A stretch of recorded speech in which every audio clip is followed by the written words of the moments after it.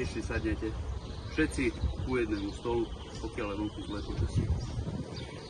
Pokiaľ si tú strechu dvihnete hore,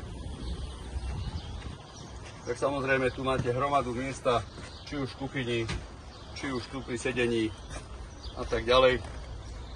A čo sa týka samotnej postele, sú dva typy. Toto prevedenie má riadne drevené rošty.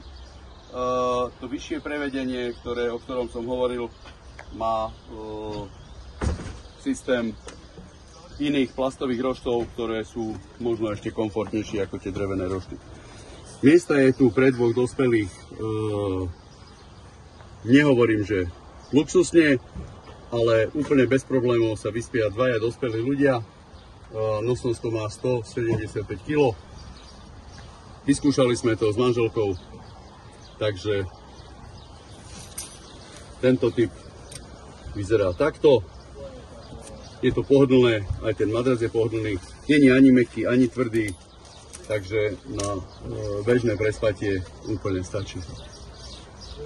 Bude tu v podstate prekrytie moskytierov, alebo si to viete celé zatvoriť a fajne sa vyspať.